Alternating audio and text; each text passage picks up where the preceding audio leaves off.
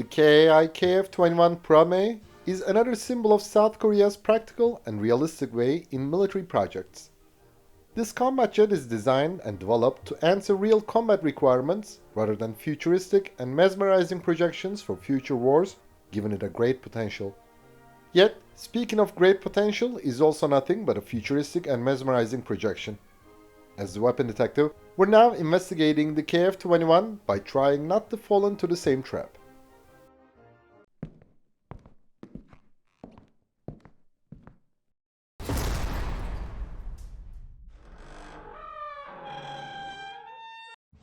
The KF-21 has a unique place among recently developed combat aircraft. While many countries unveiled their 6th-generation fighter jet programs, the new South Korean warbird is not even a 5th-generation one. Still, the Boramae seems to have potential in future conflicts and markets. We should first look at KF-21's history and features to understand the aircraft and situation. In 2001, South Korean authorities announced a development plan for a domestic multi-role fighter jet with better stealth capability than the Rafale and Eurofighter Typhoon, but less than F-35. It would replace its F-4 Phantom II and F-5 Tiger II fleet. The program, called KFX, immediately faced some setbacks and caused many debates. Many local experts thought that such a project would be too ambitious for South Korea's economic, industrial, and technological capabilities. Also, the Republic of Korea Air Force, shortly ROKAF, ordered the fighter attack variants of the T-50 Advanced Training Aircraft to replace some of its F-5s. These factors naturally caused delays and postponements. Still, after the 2008 feasibility study and the North Korea attacks in 2010, Seoul was convinced to continue with the KFX program. Yet the project requirements were downgraded with limited stealth capabilities. The feasibility study revealed South Korea possessed 65% of the necessary technology to produce the KFX, so cooperation with other countries was required. The local KI Aerospace Company and the South Korean Agency for Defense Development developed 6 conceptual designs, both separately and in collaboration. After various wind tunnel experiments and careful consideration of future operational requirements, technical capabilities, and market potential, the last conceptual design, the C-109, was decided to be the prototype design of KFX. As mentioned, South Korea needed foreign technological support in some areas. Also, cooperation with foreign partners was financially required for such a high-cost project. On July 15, 2010, Indonesia became a project partner. It would provide 20% of the funding, and the state-owned Indonesian aerospace company would cooperate with technological development. However, this country would not be able to fulfill its economic and technical responsibilities, so Indonesia's share was reduced to 7.5% later. Seoul managed to have some offset privileges from the USA during its F-35 acquisition program. So, in 2016, the US government and Lockheed Martin initially agreed to transfer 21 technologies to KAI for the KFX project. However, Washington later gave up providing the know-how of vital active electronically scanned array radar, infrared search and track system, electro-optical targeting pod, and radio frequency jammer technologies. Thus, South Korea had to initiate domestic development sub-programs for them. The preliminary design of the KFX was finalized in 2018. After the critical design review in 2019, the aircraft was announced to be adequate for ROKAF's requirements. In February of the same year, KAI, which would deliver 6 aircraft for airborne and 2 for ground tests, began production work on KFX prototype. It was publicly rolled out on April 9, 2021. One day later, the aircraft was given the name KF-21 Boramae, meaning Young Hawk or Fighting Hawk. In 2022, its final assembly was unveiled for the first time. The KF-21 made its maiden flight on July 19, 2022. Until 2023, all flying prototype machines, including 2 two-seat versions, met the skies. In May 2023, the South Korean Defense Acquisition Program Administration announced that the aircraft had passed the Provisional Combat Suitability Evaluation to begin the initial mass production process in 2024. Even though the KF-21 highly resembles 5th-generation fighters, it is not a stealth aircraft. its form and production materials reduce the radar cross-section to a certain level. Yet, the Boramae carries its weapons on underwing pylons and semi-recessed under-fuselage weapon bays, making the jet visible to the radars. Initially, the ROKAF required supercruise capability for the KFX.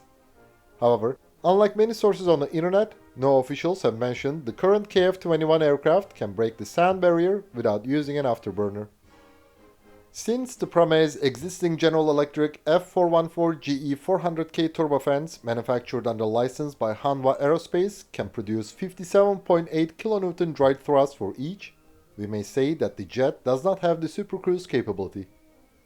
The KF-21 successfully achieved its first supersonic flight on January 17, 2023, proving South Korea now possesses a supersonic aircraft developed with domestic technology. The jet has no thrust vectoring nozzles. Still, on October 20, 2023, at the Seoul ADEX, it showcased its agility with horizontal sharp turns and inverted flights. The aircraft's electronic and electro-optic sensors and weapon capabilities can compete with its fifth-generation rivals. The active electronically scanned array radar of the KF-21 has about 1000 transmit-receive modules and electronically steers the radar beam by adjusting the phase of the radio waves.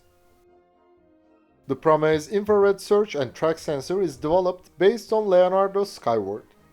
It features long-range detection, broad scan volume, and selectable field view capabilities, and its advanced algorithms significantly reduce the false alarm rate.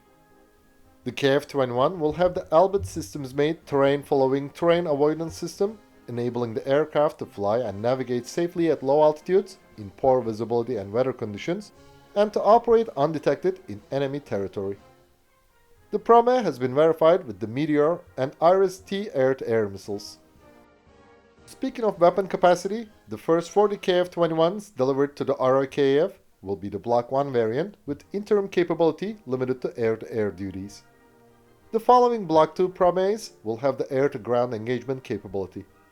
Alongside the many existing air-to-surface weaponry, they will be able to launch a domestically developed air-launched cruise missile and hypersonic missile. The ROKF plans to acquire 80 Block 2 KF-21s.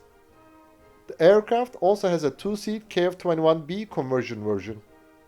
This variant will be the base platform for the KF-21EA electronic warfare aircraft, also known as the KF-21G.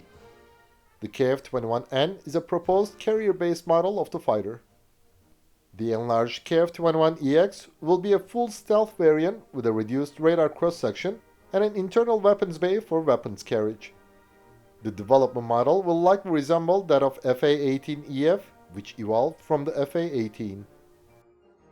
KAI also proposes the KF-21SA, a specifically dedicated variant to the export market with opportunities for clients to modify the aircraft. As project partners, South Korea and Indonesia plan to initially acquire 120 and 48 aircraft, respectively.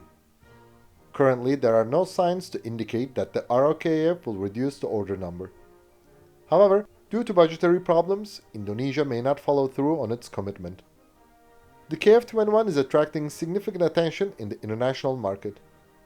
Poland, the Philippines, and Peru are the close candidates, while Iraq, Thailand, and the United Arab Emirates have also declared their interests. The KF-21 has a length of 16.9 meters, a wingspan of 11.2 meters, and a height of 4.7 meters. Its wing area is 46.5 square meters. The aircraft's empty and maximum takeoff weights are 11,800 and 25,600 kilograms respectively. Two 97.9 kN General Electric F414GE 400K turbofan engines provide a top speed of Mach 1.81. The aircraft's range is 2,900 kilometers. The KF-21 has one 20mm 6-barrel M61A2 Vulcan rotary autocannon and 10 hardpoints. The aircraft can be equipped with the Meteor, AIM-120 AMRAAM, Iris-T, AIM-9X Sidewinder, ASRAAM air-to-air, Taurus KEPD-350, AGM-65 Maverick air-to-surface, and AGM-84 Harpoon anti-ship missiles and conventional unguided bombs. One of the most intriguing subjects for the KF-21 is that the aircraft has generally been tested with the European-made missiles rather than US-made ones. South Korea also plans to integrate MBDA's Brimstone and Spear 3 air-to-ground munitions into Block 3 Boramaes. So, does the USA impose a secret embargo or try to block this project? Or is South Korea shifting its axis toward Europe? The answer is not that complicated. The KF-21 is still under development. On the other hand, the USA generally only permits the export of missiles to combat-ready fighter aircraft. When the Boramae is ready, Washington will most probably permit such integration works. Besides, the Meteor, for example, is more capable than any extended-range air-to-air missile that the USA can currently offer. You can check our Meteor video for further information on the subject. In the early 1970s, the USA had already developed an unprecedentedly superior fighter, the F-15. Yet the US Air Force staff quickly realized that the Eagle was too expensive and hard to build. So the Pentagon initiated the lightweight fighter program and the low-cost Fighting Falcon was born. Compared to the F-15, the F-16 has been produced in larger numbers and preferred by more nations. It has become the backbone of many air forces for nearly 50 years. Initially, the F-35 was intended to be the successor of F-16. However, over time the Lightning II, with its remarkably superior capabilities, has become a fighter that is too expensive and time-consuming to produce. Compared to the F-35, the KF-21 has weaker thrust and poorer stealth characteristics. Still, its acquisition and operational costs are lower. Also, compared to the Lightning II, the Boramae is easy to produce and maintain. So we may say that the KF-21 is better positioned to be the successor of the F-16 than the F-35. With its high stealth capability, the Lightning II can eliminate the enemy's radar and air defense capabilities within weeks or days in a possible war. After that, is it logical to use such a fighter with high operation costs against low-value targets? The economic sustainability is an essential part of a war. Using a superior 5th-generation fighter alongside a less capable but cost-effective one would be the wisest way. Today, neither the US nor European aviation companies can offer such combat aircraft except Saab. Still, as our viewers know, we think that JAS 39 Gripen is the heir of F-5, not the F-16. From this perspective, the KF-21 is a highly promising combat aircraft for the international market. The South Korean defense industry has been the rising star of the market for the last 20 years because it can offer many systems with high capabilities at affordable prices. The trick in this situation is high production volume. Yet, like many other military programs, the KFX has way exceeded its initial planned costs. Besides, the current projected numbers of the KF-21 cannot be described as high, which will inevitably increase unit costs. So, the Boramae might become a high-cost but less capable combat jet than the F-35. If that happens, the project may lose its status as the heir of the F-16, possibly resulting in an economic disaster. A couple noteworthy export success can save this promising yet ambitious program. Otherwise, the KF-21 will be an aircraft like the Japanese F-2, better than the F-16 in some respects, but meaninglessly expensive. According to our analysis, the KFX program represents the best opportunity to advance the South Korean aviation industry. However, such initiatives always carry risks and challenges. Seoul has rolled the dice, hoping to avoid the snake eyes. Only time will tell if the KF-21 becomes another remarkable achievement for the South Korean defense industry. Thanks for watching our video. And please don't forget to subscribe to our channel and click the bell button to be notified of our new videos. Also, you can now click the join button to support our channel.